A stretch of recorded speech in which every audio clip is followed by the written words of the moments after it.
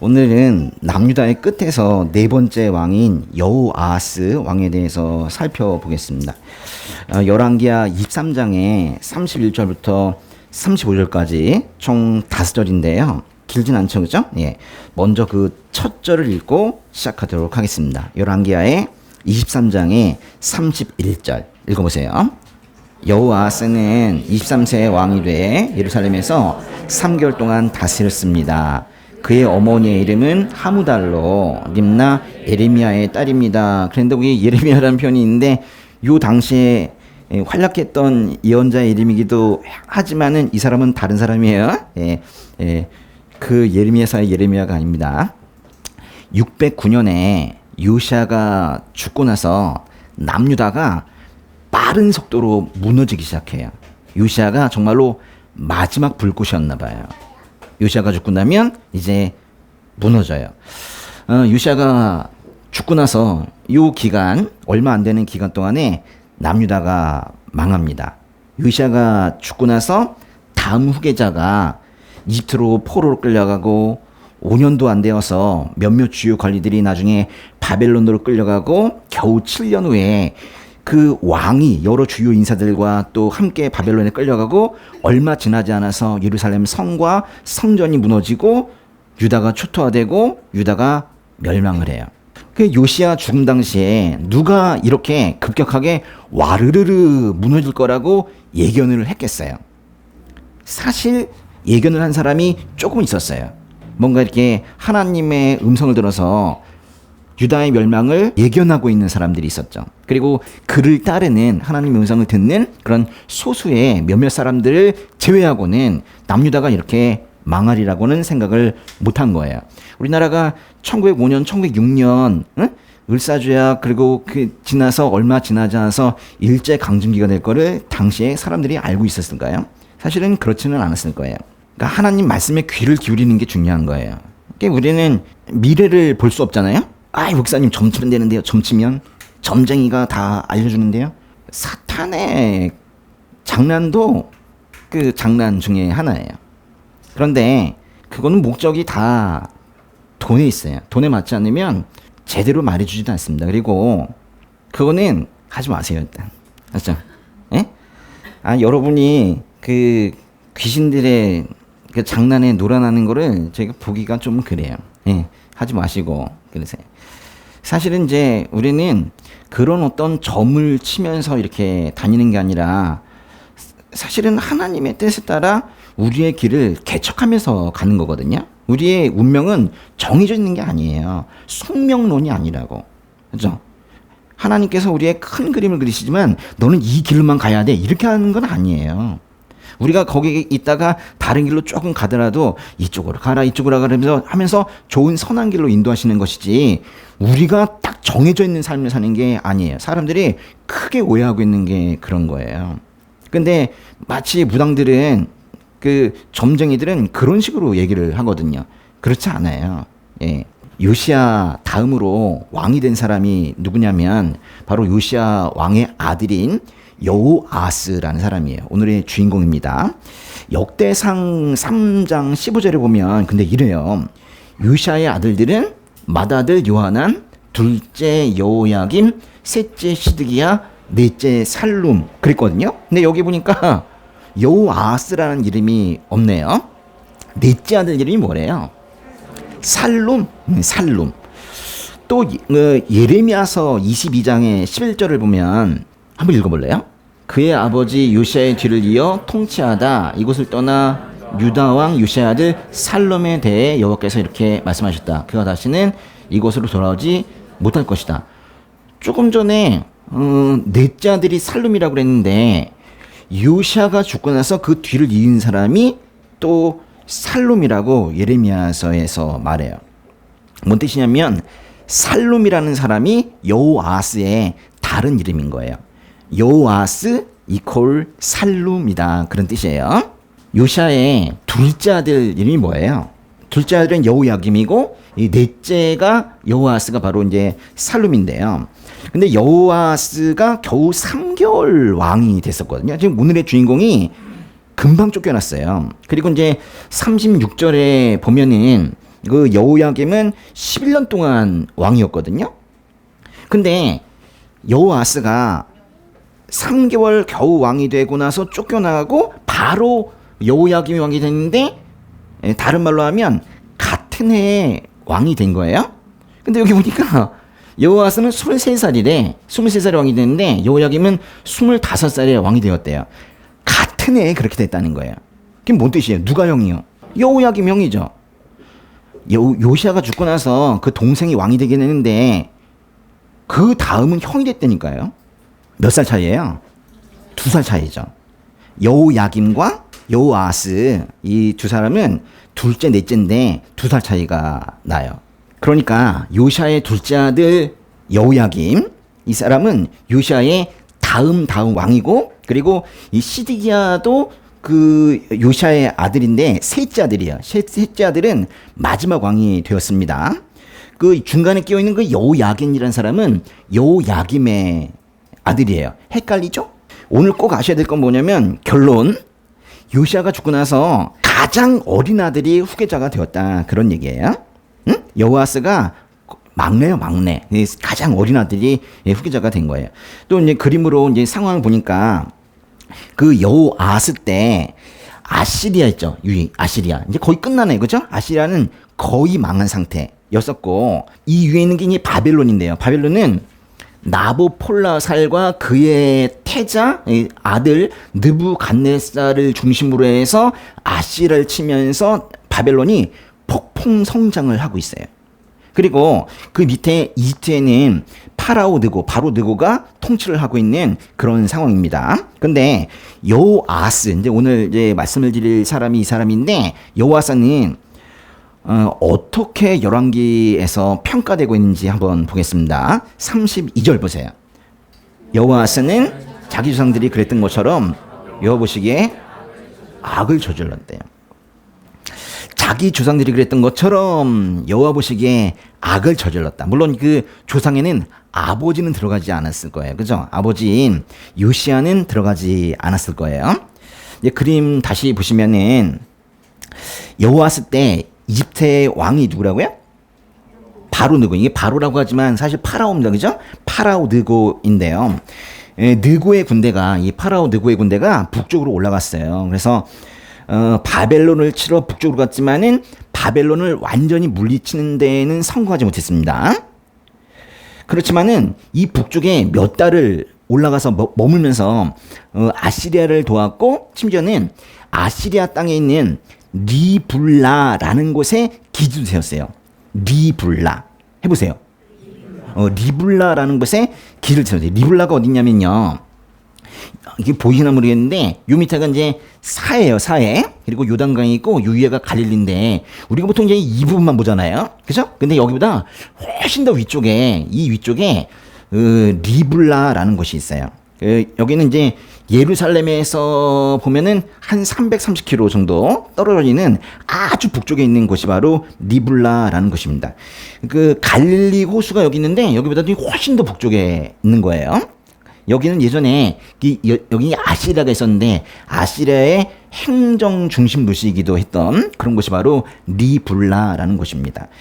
나중에 열왕기하의 마지막 장이 25장인데요. 거기에 가면은 바벨론의 느부갓네살 왕이 예루살렘을 최종적으로 공격할 때 바벨론의 군사 기지가 되었던 것도 이곳이다. 그래서 리블라의 바벨론 왕, 이런 말들도 이제 나중에 보게 될 거예요.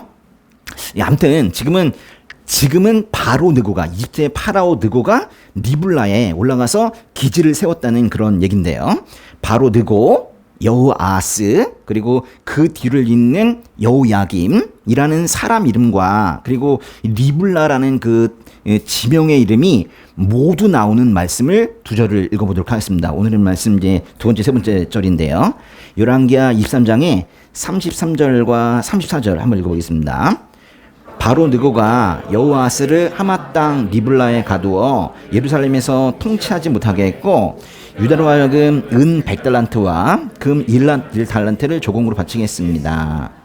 바로 느고는 요시아의 아들 엘리야김을 그 아버지 요시아를 대신해 왕으로 삼고 그 이름을 여호야김이라고 바꾸었습니다. 그리고 바로 느고는 여호아하스를 잡아 이집트로 갔는데 그는 거기서 죽고 말았습니다. 바로 느고가 여호아하스를 저 리블라라는 북쪽 땅에 가두어 두었대요. 요시야 다음으로 새로 왕이 된 사람을 이 북쪽 리블라에 가두어 버렸다는 거예요. 그래서 예루살렘에서 통치하지 못하겠대요.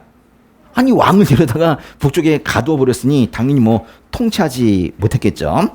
왕이 포로로 잡혀갔기 때문에 남유다는 이집트에 완전한 속국이 된 거예요. 그래서 남유다는 이집트에 이제 조공을 바치는데요. 보시면은 은 100달란트와 금 1달란트를 조공으로 바치게 되었대요. 이건 예전에 히스기야라는 왕이 아시리아의 사네립에게 바친 은 300달란트와 금 30달란트의 조공보다는 조금 적은 양이긴 하지만 세금으로 이걸 계속해서 바치기에는 엄청 부담이 되는 그런 양을 지금 말하고 있는 거예요. 이어서 바로 느고가 요시야의 둘째 아들 엘리야김을 그 아버지 요시야를 대신해 왕으로 삼고 그 이름을 여호야김으로 바꾸었대요.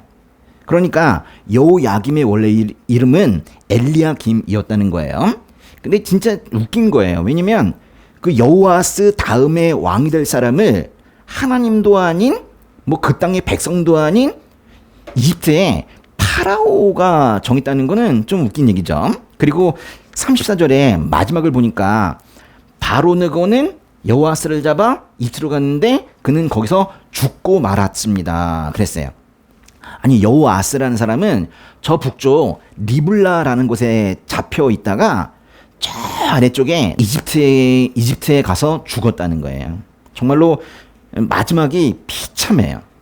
그 사이에 이집트가 여호야김을 왕으로 세웠는데요. 그래서 이집트에 조공을 바치는 건 오히려 여호야김과 그 백성들이 조공을 바치게 되었을 거예요. 오늘의 마지막 절인데요. 35절 한번 읽어보겠습니다. 여호야김은 바로에게 은과 금을 바쳤습니다. 그는 바로의 명령대로 돈을 내기 위해 그 땅에 세금을 부과해 그 땅 백성들 각각의 사정에 따라 은과 금을 거두어 드렸습니다. 결국 이집트에 조공을 바치기 위해서 백성들로 하여금 세금을 더 거두었대요. 이게 나라가 힘이 없으면은 이렇게 사실은 백성들이 착취를 당하는 거예요. 나라가 힘이 없으면은 가장 힘이 없는 사람부터 사실은 고통 속에 들어가게 되거든요. 그러면 백성들을 안타깝게만 봐야 되는가? 그거는 아니에요. 왜냐면 하나님과의 언약을 헌신짝처럼 버린 이 백성들, 구원이라는 거를 정말로 우습게 여기는 사람들, 이 사람들의 최후가 어떻게 되는지를 지금 보여주고 있는 거예요. 지금 뭘 이야기하고 있는 것 같아요? 하나님과의 언약과 구원을 조롱하는 사람들은 경제적으로도 삶도 매우 피폐해진다. 지금 그런 얘기를 지금 하고 있는 거거든요. 근데요, 이제 오늘 얘기가 여기까지예요. 아주 간단하죠? 근데 35절에 그 마지막에 보면은 거두어 드렸습니다. 라는 표현이 있거든요. 거두어 드렸습니다. 뭐예요? 이집트에 조공을 바치기 위해서 세금을 백성들에게 거두어 드렸다. 뭐 그런 표현을 썼잖아요.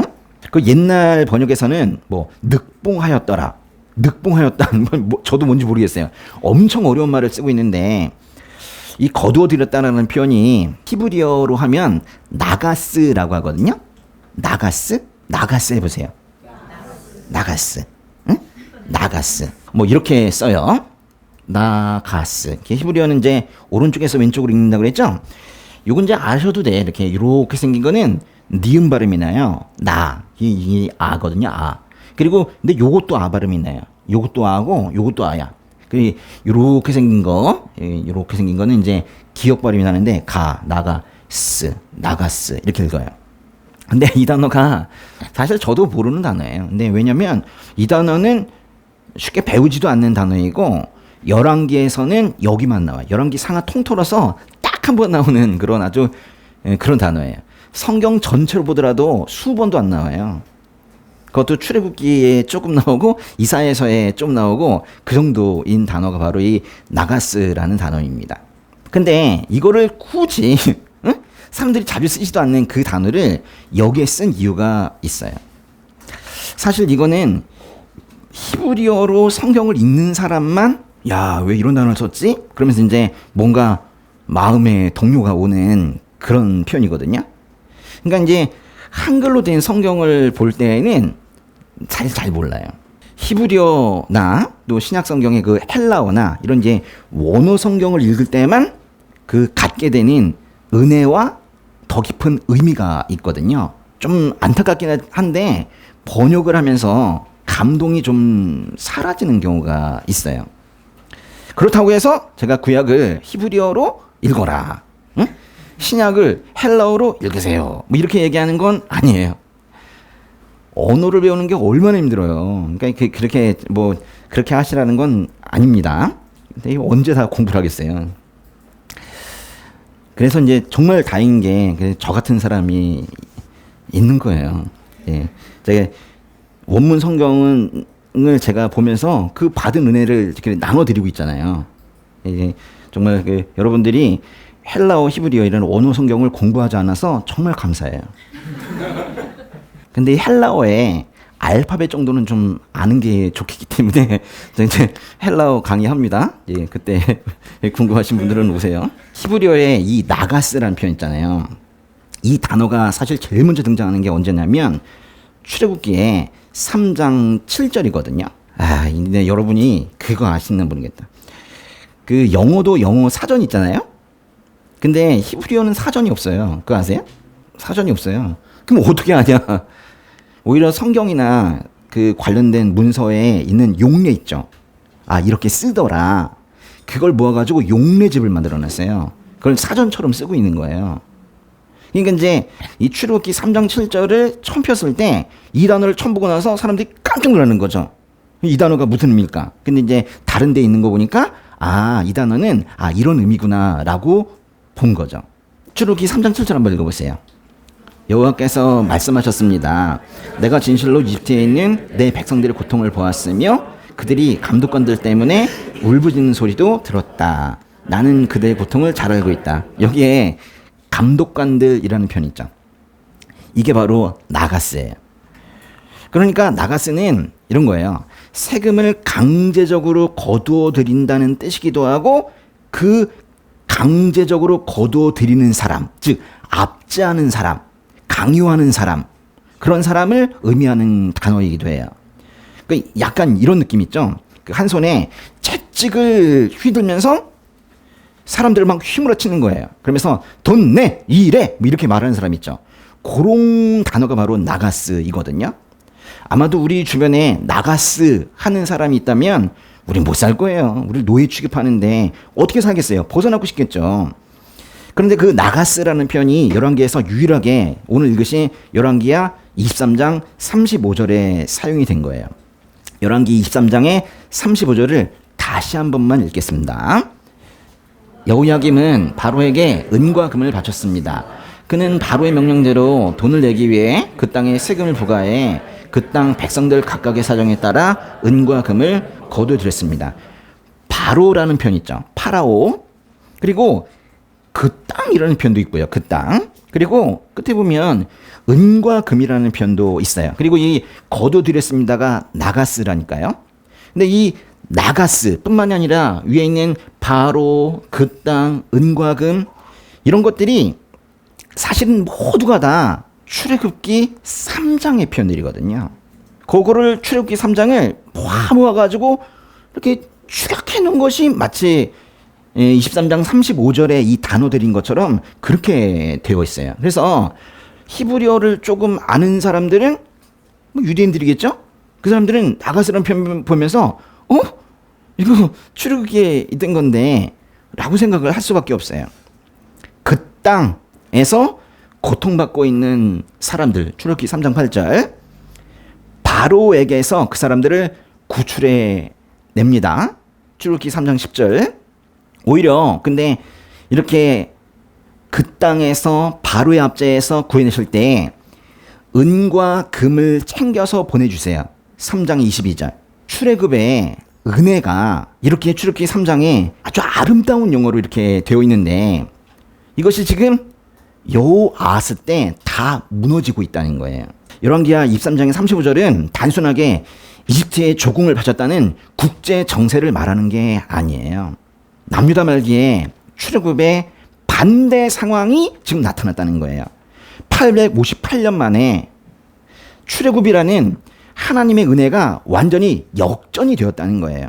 그 땅과 바로와 감독관들에게서 자유롭게 되었고, 오히려 은과 금을 챙겨주면서 이집트를 떠나게 하셨던 그 출애굽의 감동이 이제 완전히 사라지고 오히려 다시 비참하게 이집트의 압제와 구속으로 들어가게 되었다는 거예요.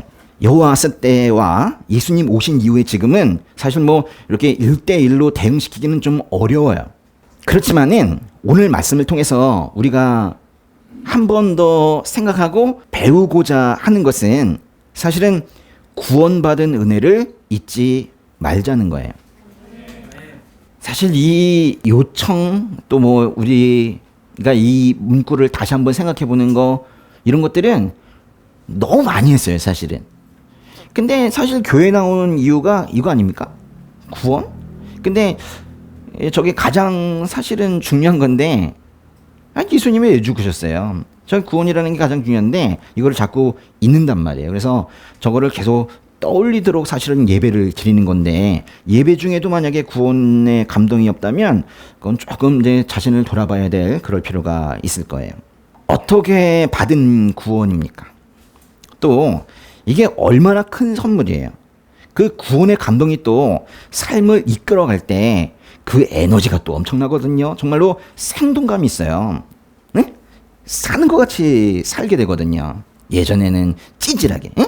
응? 패배감에 젖어가지고 열등감에 젖어가지고 뭐 이렇게 살다가 사실 구원의 감동이 삶에 들어오고 그것이 가슴을 파고들 때 다시 살고 싶고 소망 가지고 싶고 그 하나님께서 주신 그 사명을 다하고 싶고 하는 일도 막 즐겁다니까요. 에너지가 사실 엄청나야 되는데 왜 이렇게 힘이 없어요? 힘없는 사람들이 요즘에 아주 넘쳐나요. 여호와스 이야기를 그래서 읽다 보면은 베드로 후서의 말씀이 생각이 나요. 베드로 후서 2장의 22절. 우리가 사실 몇 번 같이 읽기도 했던 그런 말씀인데요. 베드로 후서 2장 22절 한번 읽어볼게요. 걔는 자기가 토한 것을 도로 먹는다. 그리고 돼지는 씻었다가 도로 진창에서 뒹군다는 속담이 그들에게 그대로 들어맞았습니다. 걔는 자기가 토한 것을 도로 먹는데요. 토해 놓고는 먹는데 주님께서 죄의 문제를 해결해 놓았더니 죄의 습관 속으로 다시 깊이 들어가고 있다는 거예요. 기껏 문제를 해결해 놨더니 다시 옛날로 돌아가고 있다는 거예요. 또 돼지는 씻었다가 도로 진창에서 뒹군대요. 씻었는데, 즉 회개해서 죄가 몸에서 씻겨져 나갔는데 다시 예전의 생활 습관으로 되돌아가서 진창에서 뒹굴고 있다는 거예요. 다른 이들은 더럽게 여기는 그 죄된 습관이 뭐가 그리 달콤한지 그 속으로 다시 들어가 버리고 있다는 거예요. 구원하시는 하나님의 은혜를 지었을 때 토한 것을 다시 먹고 도로 진창에 뒹굴면서 그렇게 살게 되는데, 그게 얼마나 하나님의 마음을 아프게 하는지, 성령 하나님을 얼마나 근심하게 하는지를 잘 모르는 것 같아요. 그러면 이렇게 도로 진창에서 뒹굴고 토한 걸 다시 먹고 죄의 습관을 버리지 못하고 그러면 구원을 잃는가, 잃어버리는가? 이건 신학적으로 상당히 중요한 얘기긴 한데 사실은 잃지 않는다고 말하거든요. 그러니까 고백할 때 제대로 진정으로 예수님을 주님으로 영접한 사람들은 구원을 잃지 않아요. 그러나 구원 전의 습관, 세속적인 인생관, 그런 걸 그냥 그대로 가지고 살 수 있는 거예요. 그리스도 밖에 있었고 세상에서 소망도 없고 하나님도 없던 우리들이 옛날에 살았던 그 방식대로 그렇게 살면서 그렇게 감정도 편하고 그런 것들을 그대로 품고 살고 있다면, 그래요. 구원을 잃지 않으면 다행인가? 아싸, 구원을 잃지 않는다, 막 살자. 사람들은 그걸 잘 모르는 것 같아요. 그 구원을 잃냐 안 잃느냐 그게 문제가 아니라 그 행동이 하나님 마음을 아프게 한다는 거를 그걸 모르는 것 같아요. 그 정도는 뭐 하나님이시니까 그럼 안 된다니까요. 하나님 마음 아프게 하는 게 얼마나 아픈 건지를 알아야 된다는 거예요. 그러니까 사람들은 아주 오랜 시간 동안 구원이 상실되느냐 되지 않느냐 신학적인 싸움을 하고 있는데 그게 뭐가 중요해요? 그게 중요한 게 아니라 하나님 마음 아프게 하는 거 그거 하지 말아야 되는 거예요.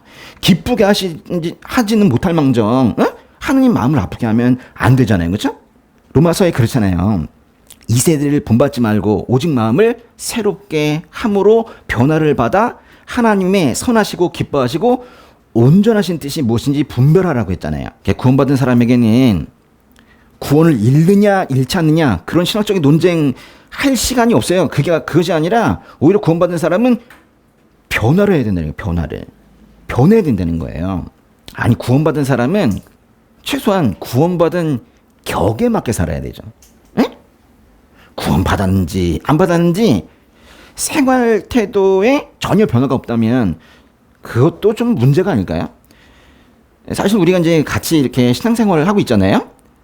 저는 이게 말씀 나누는 거가 좋고 사실은 저는 이게 말씀을 뭐 누가 전하고 듣고 하는 관계만은 아니라고 생각해요. 우리가 이제 사실 누가 돌아가시고 누가 또 결혼하고 그러면 그 경주사에도 같이 가고 그러면서 사실 삶을 같이 살고 있는 거지 않습니까? 근데 이게 뭐 10년 전에 우리와 오늘의 우리가 같다면 사실 의미는 별로 없어요. 그렇죠? 우리가 이제 조금씩 서로 북두도 주면서 점점 변화해 가는 게 사실 신앙생활 아닙니까? 그러라고 사실은 이제 하나님께서 교회를 만들어 주시고 교회 사람들 이렇게 모아 주시고 그렇게 한 거거든요. 내가 구원받은 인생이라는 사실을 망각하는 순간, 이전으로 돌아가서 그 이집트라는 곳에 은과 금을 바치게 되어 있어요. 세상의 논리에 노란하게 되어 있어요. 다시 진창해서 뒹굴 수 있습니다. 사람들은 그거를 자유라고 착각하는 경우가 있어요. 내가 하고 싶은 대로 뭐 하는데 뭐. 근데 보세요. 세상에 이집트에 은과 금을 바치며 사는 게 자유가 아니에요. 뭔가 그것도 상당히 얽매여 사는 거거든요. 진정한 자유는 갈라디아서 5장 1절에서 말하는 진정한 자유는 하나님께서 주시는 거거든요. 우리가요, 예전에는 화낼 권리가 있다고 스스로 생각한 것 같아요. 화낼 권리. 오늘 아침에서 이제 아이를 어머니한테 맡기고 이제 여기 오는데, 오는 길에 빵빵빵빵 차들이 막 옆에서 막 난리가 났고, 누군가 내렸어요. 내려가지고 막 싸우고 막. 사람들은 화낼 준비가 돼 있는 것 같아요. 특히 우리나라 사람들은. 근데 이제 그럴 수 있다고 생각하니까 그렇게 하는 거잖아요. 근데 그리스도인들도 그러는 것 같아요. 화낼 권리가 나에게 있다고 생각하니까 화를 내는 거거든요. 또 저 사람 왜 저러냐 그러면서 남을 판단할 권리가 있다고 생각하는 것 같아요. 창세기 3장에서 아담과 하와가 그렇게 저주를 받고 하는 이유가 사실은 선악을 알게 하는 나무의 열매를 따먹으면서 사람들을 정죄하기 시작했기 때문에 저 사람 좀 이상하다. 저 사람 뭐 괜찮네. 판단했기 때문에 사실은 죄가 된 거거든요. 근데 그거를 이제 사람들이 권리라고 생각하는 거예요. 내가 판단할 권리가 있다는 거예요. 또 질투할 수 있는 권리. 뭐 이런 것들도 자기에게 있대요. 하여간에 그렇게 권리를 많이 내세우고 자신이 그 권리를 가지고 있다고 생각했지만은 사실은 생각해 보세요. 그 권리라고 생각했던 것들이 사실 다 죄예요. 그렇지 않습니까? 우리가 새로운 피조물이 되었다고 그렇게 말하면서 아직까지 그 죄된 것들을 나의 권리다. 뭐 이렇게 생각하고 있지는 않은지 되돌아봐야 될 때예요. 이제 오늘 우리가 많이 봤던 출애굽기 3장의 말씀이 있잖아요. 근데 거기에 또 이런 말씀이 있어요. 출애굽기 3장 5절에 내가 서 있는 곳은 거룩한 땅이니 내 발에서 내 신을 벗어라 그런 말씀이 있거든요. 이게 이제 하나님께서 모세에게 그렇게 하시는 말씀인데 사실 이 음성이 들려야 되거든요. 신을 벗어라. 이 신을 벗는다는 게 사실은 권리를 포기하는 거거든요. 화낼 권리, 분노할 권리, 정죄할 권리 이런 것들을 포기하는 거거든요. 우리는 누구도 다른 사람을 판단할 권리가 없어요. 그 권리가 있다고 아주 큰 착각을 하고 있었던 게 사실 전데요. 이게 가까이 있는 사람들 가족부터 정죄하고 너 왜 그러냐. 심지어는 제가 이 교회 초창기 때 사람들도 막 정죄했어요. 성도님들도 저렇게 신앙생활하면 안 되는데, 그리고 사역자들도 저렇게 하면 안 되는데, 계속 그러고 있었어요. 근데 제가 얼마나 충격을 크게 받았는지 몰라요. 내가 정말로 죄를 짓고 있다는 사실을 깨닫고 나서 큰 충격을 받았어요. 내 멋대로 행동하고 내 멋대로 판단하고 내 멋대로 말하기를 포기하셔야 돼요. 마치 구원받지 않은 사람처럼 행동하기를 포기하셔야 된다고. 이게 우리가 이제 뭐 그리스도인이 됐을 때 권세를 가졌다는 말을 요한복음에서 보니까 우리가 이제 무슨 권세 권리가 있다 그랬지만 그거랑 이 얘기는 다르다니까요. 오히려 그리스도인들은 포기해야 될 권리들이 있는 거예요. 화내고 짜증낼 권리, 남을 판단하고 정죄할 권리, 또 남을 미워할 권리. 뭐 사실 이런 것들은 제가 권리라고 말씀을 드렸지만 권리도 사실은 아니에요. 이런 것들을 포기하는 것이 바로 변화된 그리스도인의 삶이에요. 그 로마서에서 변화를 받아라고 말씀하셨는데 그 변화가 바로 이런 거라니까요. 권리 포기, 신을 벗으시라고요.